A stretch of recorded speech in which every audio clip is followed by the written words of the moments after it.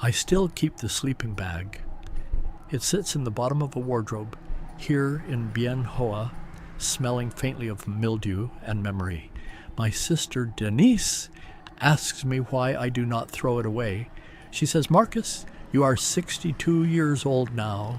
You live half a world away from the south side of Chicago. You have a door that locks, a bed that is yours, and a life that no longer requires you to carry your survival on your back. But I keep it because it is my anchor." It reminds me of the 59-year-old man who thought his story was over, frozen onto the concrete of Lower Wacker Drive. For 20 years, I was a steel worker. I knew the heat of the furnace, the weight of the metal, the rhythm of a life built on hard, unyielding labor.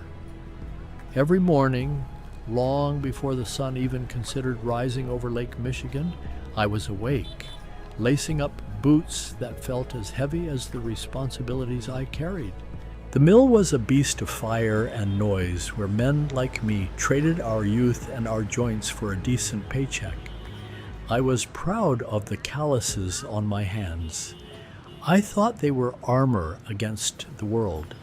I thought the steel I worked with had somehow seeped into my bones, making me unbreakable. The roar of the machinery was the soundtrack of my life. When the mills started shutting down and the work dried up, it was like watching a part of my own soul being dismantled. I moved to the warehouses. It was a step down, but it was honest work. I loaded trucks, I moved pallets, I kept my head down and my back straight. I believed in the simple equation that if you work hard, you will be okay. But bodies are not made of steel, they break. One afternoon, under the sickly fluorescent lights of the warehouse, a forklift malfunctioned and 2 tons of cargo shifted. I felt a pop in my lower back, followed by a pain so white-hot it stole my vision. I collapsed to the concrete floor, gasping for air that suddenly felt too thick to breathe. That was the end of the warehouse work. That was the beginning of the fall. The workers' compensation ran out with terrifying speed. The savings bled away dollar by agonizing dollar. I lost the apartment. I lost my pride. I want you to understand how quickly it happens. The descent into homelessness is not a slow slide. It is a trapdoor opening beneath your feet. 1 month you are deciding between paying the electric bill or buying groceries, trying to stretch $1 until it screams, and the next month you are walking out of your home with everything you own stuffed into 2 black plastic trash bags. You tell yourself it is temporary. You tell yourself you will crash on a couch for a few weeks, get another job, figure it out. But the injury made work impossible, and the impossibility of work made everything else crumble. My 2 children were grown by then. We had not spoken in years. The estrangement was a quiet tragedy, built on decades of small misunderstandings, rigid pride, and the emotional distance I had maintained to survive the mills. I had always believed that providing was enough, that bringing home a paycheck excused my emotional absence. I was wrong, and the silence between us was the price of that mistake. I could not bring myself to call them and say, "Your father is on the street." So I became a ghost in the city I had helped build. Chicago winters on the street are not just cold, they are predatory. They are a physical manifestation of the city's indifference.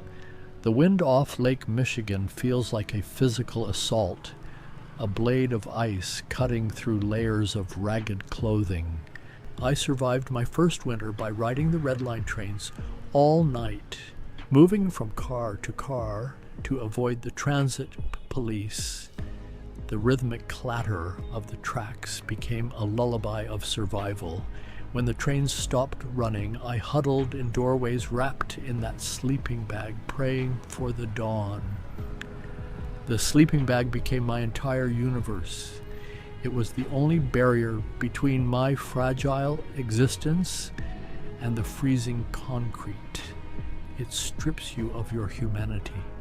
Living like that, you become invisible. People look through you or they look away, their eyes sliding off you as if you are a glitch in their reality. You stop making eye contact because seeing the pity or disgust in their eyes is worse than the cold. You forget what it feels like to be spoken to with respect. I spent months like that, a discarded man in a discarded world, my spirit eroding a little more with each passing day. My sister Denise was my only lifeline. She was struggling herself, living paycheck to paycheck in a small, drafty apartment on the south side, but she never stopped looking for me. When she finally found me, huddled under a bridge, she did not judge. She did not recoil. She just held me, ignoring the smell of the street, the grime, the despair radiating from me. She helped me get back on my feet just enough to survive. She navigated the labyrinth of the bureaucracy, fighting through endless forms and indifferent clerks to help me secure my Social Security disability benefits.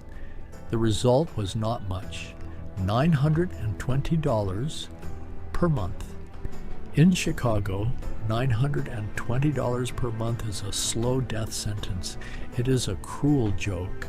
It is not enough for rent in a safe neighborhood, not enough for healthy food, not enough for anything but a different kind of poverty, a poverty managed indoors instead of on the street. But Denise did something else. She gave me a book. It was called You Were Never Meant to Stay by Alan Walker. She handed it to me in a small diner over a cup of black coffee that warmed my hands more than my soul. I read it sitting in a public library, trying to stay warm, tracing the words with a trembling finger.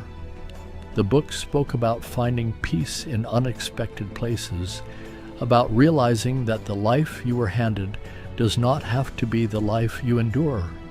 It spoke of radical changes, of tearing down the architecture of your suffering and building something new on foreign soil. It planted a seed in my mind, a tiny defiant spark in the vast darkness of my existence. You were never meant to stay by. Alan Walker became a mantra, a silent prayer I repeated when the despair threatened to swallow me whole. I realized I was not meant to stay on those streets, waiting to freeze or fade away into nothingness. I started researching. I went to the library every single day, sitting at those battered computer terminals for hours. Key. I looked for places where my meager income could mean something, where $920 was a fortune rather than a failing grade. I discovered Vietnam. Specifically, I found Bien Hoa. It was an industrial city near Saigon, gritty, real, pulsing with a raw, unpolished energy. It was not a pristine tourist destination. It had a local feel, a working-class soul that resonated deeply with the steel worker still buried inside me. And it was cheap. Very, very cheap. A man could live a life of quiet dignity there on what I was receiving. The decision was not easy. It was terrifying, a paralyzing fear that kept me awake for nights on end. I was 59 years old, physically broken, emotionally battered, estranged from my children, with nothing but a monthly check of $920 and a passport I had not used in decades. But the alternative was another Chicago winter. I saved every penny I could. Denise helped me buy the ticket. her face a mixture of profound worry and fierce hope. I packed a small duffel bag. I folded my street sleeping bag, rolling it tight, and put it in the bottom. I needed to remember. I needed to never forget the concrete, so I could always appreciate the warmth. And the leap was a blind jump into the vast unknown. When I stepped off the plane and arrived in Bien Hoa, the heat was immediate, overwhelming, and absolute. It was not the dry, biting cold of Chicago that sought to destroy you. It was a thick, humid embrace, a wall of warmth that instantly soaked my shirt in sweat. The city was loud, chaotic, a swirling vortex of life and motion. The roar of thousands of motorbikes filled the air, mingling with the intoxicating smell of street food and exhaust fumes. It was industrial, unpretentious, and aggressively vibrant. I found a small apartment down a narrow alleyway. It was simple, just a square room with a basic kitchen area in the corner and a small bathroom. But the first night in that apartment is a memory I will carry to my grave. I closed the heavy wooden door. I turned the lock, hearing the solid click of the mechanism. I stood in the middle of the room, the fan whirring overhead, and I listened. There was no wind howling off the lake, threatening to freeze my blood. There were no sirens wailing in the distance, no heavy footsteps of police officers telling me to move along. There was just the distant rhythmic hum of the city and the profound, beautiful, life-altering silence of safety. I had a bed, a real bed, and it was mine. I lay down on it, staring at the ceiling, and for the first time in years, the dam broke. I wept, not out of sorrow, but out of sheer, overwhelming relief. I was safe. I had survived. Living in Bien Hoa on $920 a month was a revelation. It was living with an abundance I had never known. My rent for the month was a fraction of what a single moldy room would cost in the worst parts of Chicago. A steaming bowl of po cost mere pennies. For the first time in a decade, I had a surplus at the end of the month.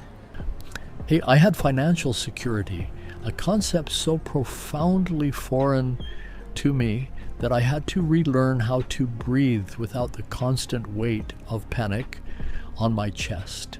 I could afford medication for my back. I could buy a coffee and sit for hours watching the world go by.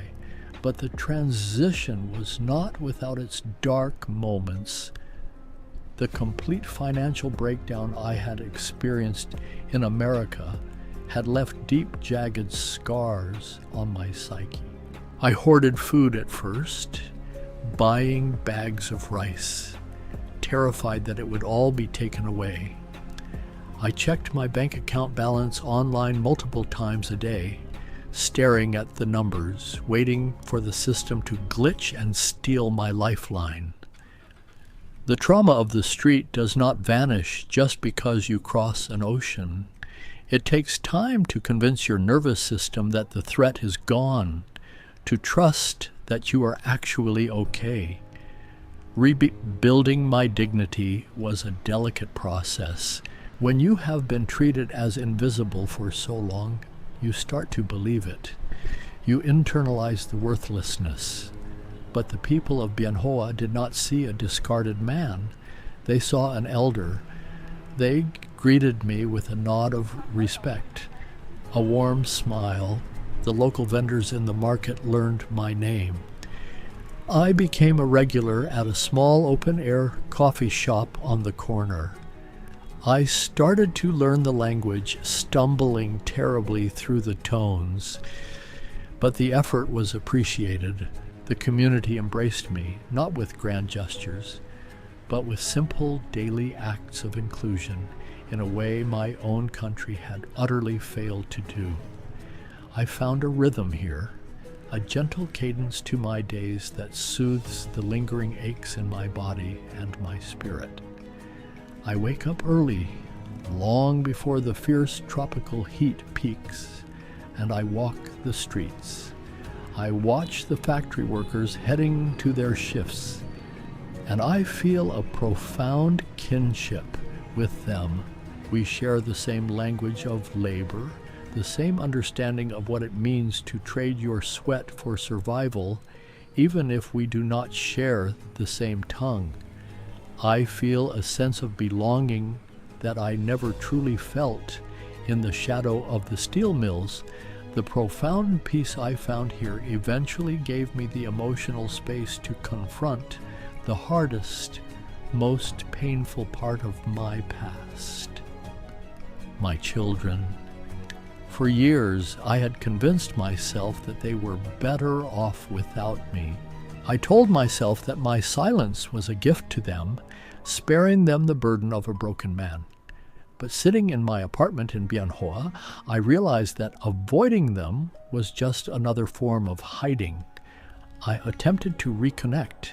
I wrote them letters, real, physical letters sent across the vast ocean. I told them about my life here. But more importantly, I told them the truth. I told them about the injury that destroyed my body, the descent into the streets, the paralyzing fear that had consumed me. I told them about their Aunt Denise and how she had waded into hell to save me.